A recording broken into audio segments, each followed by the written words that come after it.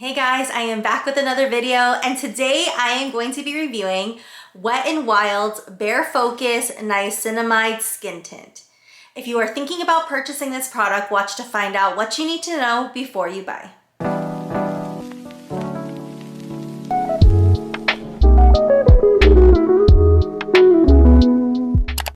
I purchased this product off of Amazon and it costs $6.98. Not all of the colors are available on Amazon, but it is cheaper than the Wet n Wild website where the price is $8.99. This product comes in 27 different shades, and I'm just going to tell you off the bat that I'm pretty sure this shade is too dark for me. I purchased the shade Buff. It is for cool undertones, and honestly, when I was looking on Amazon, I didn't really look at the pictures of the models. I was just looking at the actual little color, and it looked like the shade was okay, but then when I looked at the model who was wearing Buff, her skin tone is much darker than mine. Just appearance in the bottle, it looks much darker than my skin tone. This foundation has sheer to medium buildable coverage. It is natural and buildable to the coverage you need. It has a soft satin glow. It is made with luxurious ingredients. The skin tint foundation is infused with 5% niacinamide, hyaluronic acid, peony extract, and vitamin E. It is a lightweight foundation. It gives a flawless finish without the extra weight, and it is cruelty-free. It is a droppers style foundation. It does have a scent, but it is not like a fragrance. It's similar to other Wet n Wild products. There's another Wet n Wild foundation that has a similar scent to Paint, and this one kind of smells like that, but it's not as strong to me. I'm going to put a couple drops here on my hand.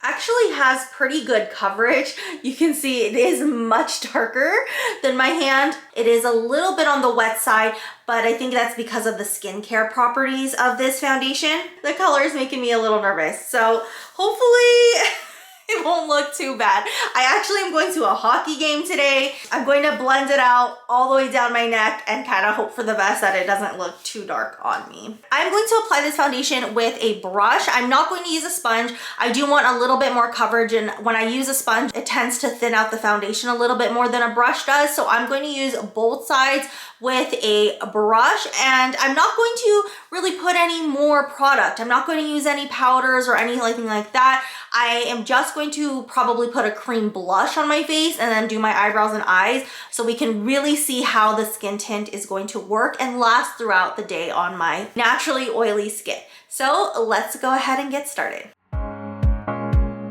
Baby, pull me under. You're something to discover. Let me explore your wonder. A little excavation, a little less conversation. Let me explore your hunger. A little bit to the south, a little bit to the east side, a little less roundabout, a little bit more amplified. Let me explore you now. Hush now, pull me close, your lips. I'm going to go put the rest of my makeup on, and I will be right back to give you guys my first impressions on this foundation. All of the rest of my makeup is on. Like I said earlier, the only other product that I put on my face besides the foundation is Honest Beauty's Cream Blush. I am surprised that the shade doesn't look too bad. When I popped up the picture of one side being done, besides like the redness, splotchiness, the skin tone is actually lighter, and especially my neck part, like you could see the difference in the part with the foundation and not.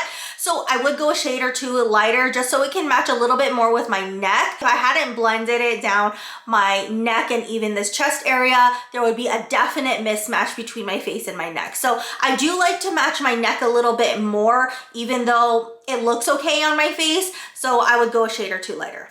The first coat is pretty sheer, so if you need to cover up more, you will have to build it up. I did use 2 coats on both sides because I did need more coverage, but I still wouldn't say it's like a medium coverage because I still see a lot of scars peeking through on both sides. Like even here, I put the foundation here on my chest area where I have a mark and it didn't really cover that. So I would still say it is a light to medium coverage with 2 coats. And though it was buildable, it feels a little bit heavy on my skin.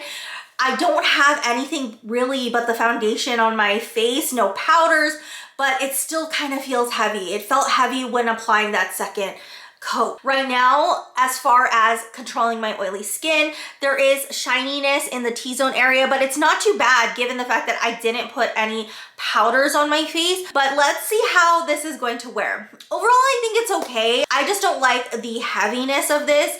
And if I'm going to have a heavier feeling foundation, I would want more coverage. I'm going to wear this foundation throughout the whole day. I will do a 4 to 5 hour check-in. And then after wearing for at least 8 hours, I will come back and do the final check-in with you guys. I will see you guys later.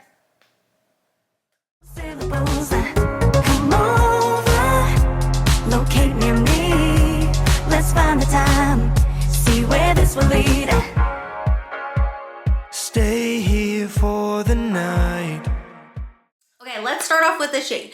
So the shade was definitely too dark for me. Yes, it matched my skin on my face, but it was such a contrast from the skin tone on my neck that I would just prefer to go a shade or 2 lighter. It is a buildable foundation. I did do 2 layers and that did help to cover up more of my scars and blemishes. But the downside is that it felt so heavy and oily throughout the day. Like I could just feel the foundation throughout the day and it just didn't feel comfortable. Like when you feel like you just have a lot packed on, it just felt really cakey. I don't think it really worked out for my skin.